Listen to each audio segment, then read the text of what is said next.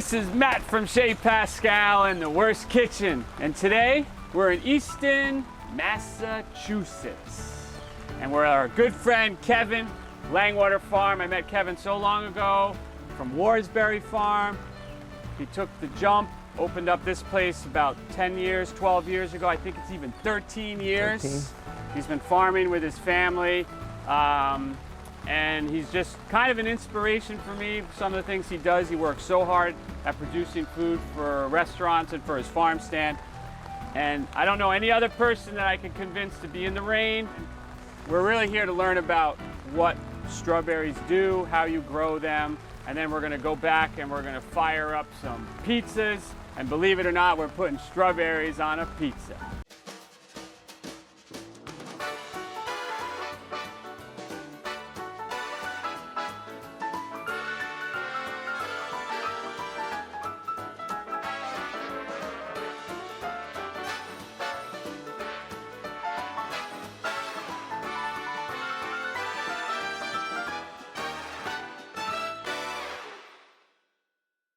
So I have questions for Kevin, and I want to know, how do you do this? How do you get this plant to produce red berries? Let's talk about, when did you start these plants? When were these planted? And then how long will they stay here? And then what happens to them? Okay. So we planted these plants from plugs, Okay. from a soil, the cutting that was taken was then put into a tray with soil. It rooted out, and then a plant developed, and we planted these plants here in the middle of August last year. Last year. Yep, and then So again, just real quick, if I wanted to do this, this is what you called a runner. So this runner is coming off of the plants. a daughter or a Okay, runner. Yep. And then, so you could, in theory, what you said, take it, root it, and then plant it. So that's what happens here last August. You started tomato, my God, strawberries. You're getting ahead of yourself. Started Yeah. strawberries. One more month. Yeah, well, August, I'm thinking, Yeah, I'm thinking tomatoes. So exactly. So they were started in August, and then we, throughout late August, September, October, we came in and we removed the daughters, the runners that were Okay. coming off the plants, because we were trying to focus the plant's energy just to the main plant, just to the crown here. We wanted to grow as big a plant as we could so that it would set as many fruit as possible.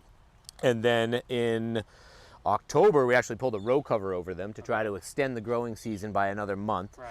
And we did that for about 30 days or so, and then we pulled the row cover off, and then we replaced it with straw mulch, and we put the strawberries to bed, Okay, so to so- speak, for the winter.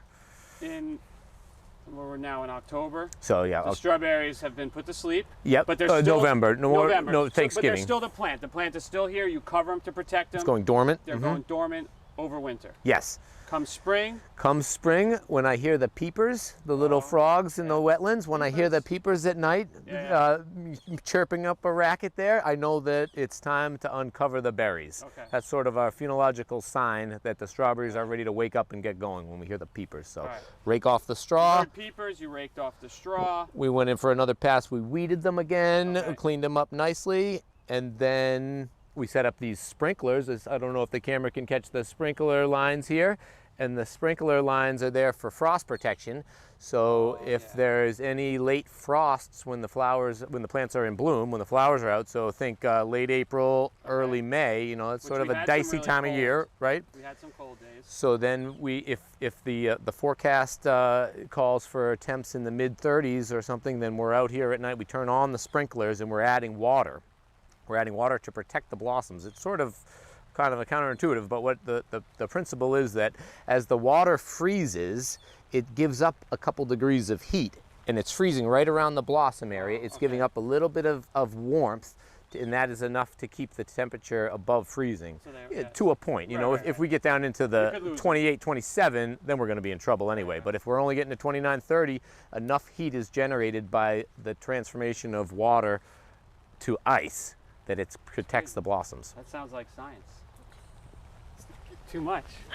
It's the idea that it's not just about growing stuff, it's about understanding what you're growing and understanding your surroundings, the soil conditions. Like, I think it's easy. I mean, we have a little rooftop garden I'm doing, and I tell you what, it's hard.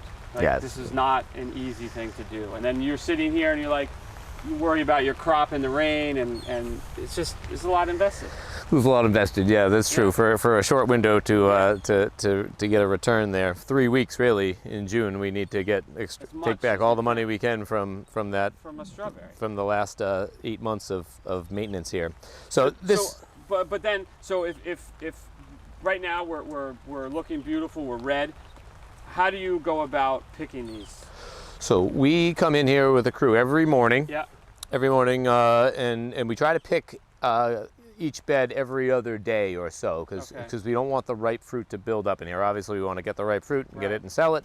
But you have to pick it ripe. So that was one thing I didn't know. You had told me about this, but if we pick a green strawberry, it won't ripen, right? Exactly. If it has a green tip, that green tip is not going to color. Like some are not climacteric, non-climacteric. Like climacteric fruit, like a banana, will continue to ripen off the tree, or a tomato is climacteric, and it will continue to ripen post-harvest. So strawberries really need to be dead red, ripe when you pick them. And that's the importance of actually leading to the whole buying local. You're only going to get really good strawberries if you're coming to a farm stand like yours, because you know they've just been picked. Right, because they're super ripe. Right, we pick them and we sell them that day. Yeah. At the very latest the next day, but really we pick them and we get rid of them. Where do we get the name for these berries from? Why are they strawberries? They're strawberries because they like this straw to be put over them for the winter to insulate them from the cold temps. So the straw is essentially a grass without seed on it. If it had a seed, that would be hay, and that seed would be nutrition for horses and cows and other animals. But we're not growing those here. We're not growing that. We don't want the seed. That would be a weed here. So we just want either the grain to have been combined, the seed to have been harvested, and then we take it, or it to not have developed yet. So immature grass would be also cut early. Would be straw. So straw is what you're using to put these together. Yeah, so straw covers strawberries, and that's been done for hundreds of years, and so they're hence the name. Hence the name. They couldn't come up with anything else. Not a red berry. Too many of those. Yeah, too many of those. So we're gonna pick some. We're gonna go back. We're gonna get some pizzas going. Kevin's gonna help me work the pizza oven, because that's his area of expertise. He's been doing it for a while, and we'll talk about that when we get over to the oven.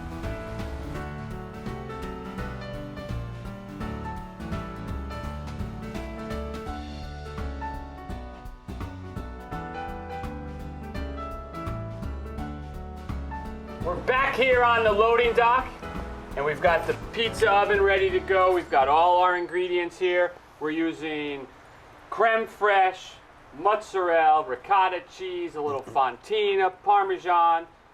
We're using strawberries. Now don't be confused, you're seeing some beautiful zucchini. We got garlic scapes. But today we're really focusing on the strawberries that we just picked, that they're growing here at Langwater. So I've asked Kevin to help me with the pizza oven because he's got a lot more experience working with that thing than I do. And so we're going to start stretching out our dough, and we're going to assemble the pizza. So we can get right into it. Kevin, just kind of talk to me about, so you guys do the pizza oven often at the farm? We've been trying to do one Friday night a month. Okay. And so we're actually just getting back into it now after the hiatus for COVID, but this Friday night will be the first one, and then we'll do another one in July, on July 23rd. So July 23rd, people can come here. You'll have the pizza oven going. Yep. Utilizing a lot of the stuff that you're growing, obviously. Pretty much, yeah. That's the thing. Highlight the produce that's in season. Whatever we're going to make that night. Like this weekend, it'll probably be arugula, and maybe garlic scapes will be on there. Maybe strawberries. Yep. We'll see how this comes out. And this oven, probably people can't see, but this thing spins. So wherever you park it, you can always have it facing the direction exactly. you want. Yeah. We can face this part anywhere in 360-degree option there. So, I am jealous, but that's why I'm here. So we're getting fancy. Well, you need to, right? Yeah, we do. We're making pizza. Put on a show. Okay. All right. So now we're stretched here. I'll put a little cornmeal on there, a little semolina flour. Yeah, semolina. So this semolina is going to help what? It helps. Yeah, so sort of the ball bearings to help the dough slide off. You know, the wet, bearings. heavy dough will slide off of the peel easily. Beautiful. Okay. So now what we're going to do, I'm going to put a little bit of this just creme fraiche, sort of fancy sour cream. Just going to spread it around. It's been just seasoned with salt and black pepper, just like this. All right. And then the next thing we're going to do, we're going to put a little base of grated Parmesan, which is here. Then we have just some stewed onions. These are onions just cooked in olive oil, a little salt and pepper. If you see them at one of the farm stands, you have spring onions. They would be perfect to use for this. A little bit of the green part as well is really good in here. I wouldn't cook those. I would just use those as is, sliced really thin, put them right on your pizza. All right. Now the thing with pizza, at least for me, I mean, I love to eat pizza. I don't often make it. I don't like too much stuff on the pizza. I feel like you can overload it and you sort of, you know, it's just too much. You don't want to get carried away. So now we're going to do a little bit of mozzarella. I'm just using a fresh mozzarella, just broken up, just like that. Then we're going to drop out some ricotta. This is a whole milk ricotta. Just like that, using our hands. There we go. I'm going to do a little salt and pepper. Like that. And then we're going to take some fresh strawberries, and look at the color. They're actually red all the way through. These are what we just picked out in the field with Kevin here at Langwater. There we go. These are available definitely through their farm stand. They do some pick your own. And at your restaurant. Oh yeah, definitely at the restaurant. And then we're going to, a little bit of the fontina cheese. And then I'm going to ask Kevin's assistant, we're going to throw it in the oven. Let me put a little olive oil, a little extra virgin olive oil, and then he's going to fire it up in this oven. Okay. We'll get it moving We got again ball here. bearings going. Yep. And this thing was about how much, what's the temperature you We're got? running about 800 degrees right 800. now. Yeah. Anywhere between 750 and 950 is a good place to be. And in it goes. And now, how many, now we're taking it easy, we're doing one at a time. You do how many? We can fit 5 in there, up to 5 at a time, and that's, you really got to pay attention because you got to spin them 180 degrees after about 45 seconds, and so you're juggling. I have a good story. When I was younger, working at a place in California, Oliveto, 1996, they just done a big remodel, and I was thinking I was a hotshot little cook, and I wanted to work their pizza oven. And it was lunchtime. My first order came in. I was excited. I did just what I did. I went here to go do what you were going to do, and I shoved it in, and the pizza went right to the back of the oven and stuck to the wall. And then started to burn. What a mess. And it caught on fire. And then tickets started coming in, and I was just like, what the heck do I do now? It was pretty embarrassing. I'm pretty sure the chef knew exactly what had happened, based on the probably smoke coming out of the pizza oven. But there's skill in this. There's definitely skill. a little bit. I mean, it can get away from you. A little bit. So usually I wait about 30 or 40 seconds for it to set up. The bottom needs to set up. If we touch it too early, we'll tear a hole in it. And that's what I think I did. I went in there right away. Yeah, and then you tear that dough, and then you get the sauce and the cheese on the deck, and that's no good. It starts to smoke and burn. So it looks like it's pretty much set up now. We'll just poke at it a little to confirm, and then just lift up this side and spin it. Keep spinning it. Spin it 180. And we'll just watch for color now. Okay. We want to see a And nice at what golden point, brown. if you were loading another pizza, and you would do it, I'd keep going. Yep. And then I'd start to use the perimeter of the oven, and usually try to stack them around the perimeter, and then one in the middle. Nice. But you do need enough room to move them around. Okay. Yeah. So what we're looking for now is the crust is bubbling. You keep sort of quarter turning it. I mean, Yeah. what else? You know, the fire is on the right side here, Okay. and so that side of the pizza is going to cook a little faster. It's going to brown a little sooner on top. So I just want to evenly expose each side to that hot side, the fire side of the oven. So quarter turns until we get the color that we like. And then this thing will stay hot overnight. It's well insulated. It has 3,000 pounds of mass, and so it'll stay warm for days, really. Beautiful oven. Yeah. Put the cover over the door, and it'll stay warm for 2 or 3 days. We got a nice color there, and then if we want to just, we've got good color around, but we Right. maybe I we want a little bit. If we want a little char on the top. Yeah, a little more char on the top. I hold it up to the top of the dome because we don't want to cook the bottom anymore. We don't want to burn the bottom, but if we hold it up here for maybe 10 or 15 That's probably seconds, the hottest part of the oven, right? Yeah. This is a great toy. I love it. It's a I'll party put this machine. on my list of things I would like. You're gonna need one, Matt. I think, yeah, see? Yeah, it's beautiful. And then we're gonna just finish it. All right, so we just took the pizza out of the oven, put it on the cooling rack for a minute or two, then it goes onto a cardboard tray, and now we're gonna finish the pizza. So for this, what I like to be able to do is reintroduce some of the flavors that we've already baked into the pizza. So that'll be some marinated strawberries.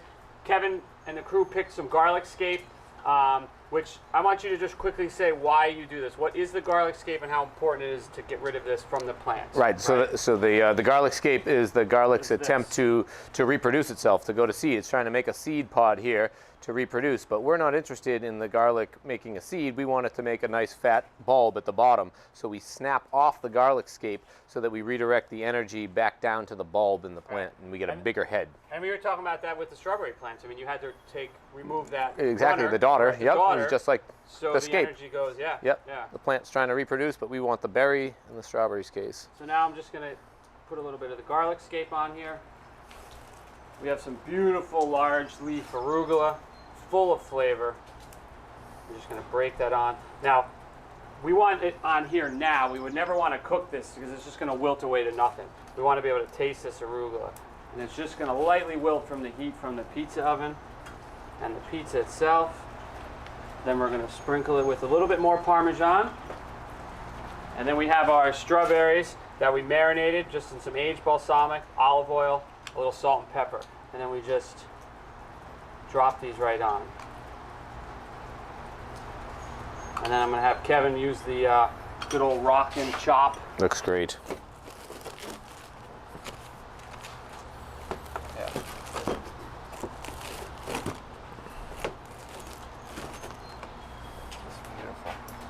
Okay, so as you see, we have some helpers with us right now. This is Maddie and Rachel. They are crucial to the operating in this farm. Yes, you are. All right, so they wanted to make some pizzas. They asked me, well, if you have zucchini out here, why aren't we putting it on a pizza? So that's what we're going to do. So they're going to show us how they would make a pizza, right? Okay, well, I'm here. The only thing I'm going to do is slice the zucchini, okay? These are the pizza connoisseurs here. These are my toughest critics right here. They're always, driving me to achieve higher and higher grades of pizza. Right? So, who's going to make this pizza? are you going to stretch the dough? Will you toss it in the air? Let's get some flour in your hands, and you're going to make the next one.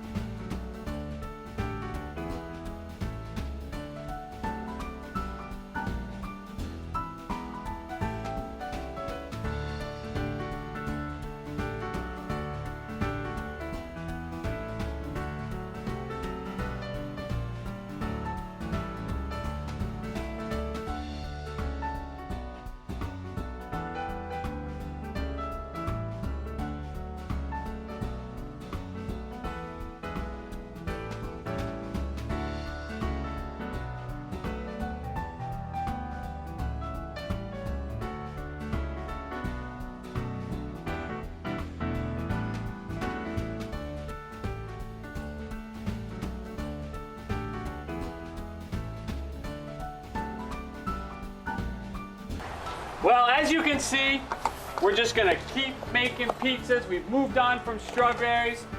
The girls keep bringing us produce, so we have to keep putting it on pizza. We got broccoli, we had zucchini. Kevin won't stop, so I'm just gonna talk here. And thank you all for watching. And please, if you like what you're seeing, subscribe to the thing that's below us when you're watching me. Visit the farm stand up in Easton, Mass, Langwater Farm, up Route 138. It's really easy to get to. They have a beautiful farm and a lot of stuff is going on here. You could be a CSA member. So just check out, we'll have a link for their farm, website. And it's raining again, so we're gonna just keep making pizzas. Deb, you can fix it. Wow, it's really raining.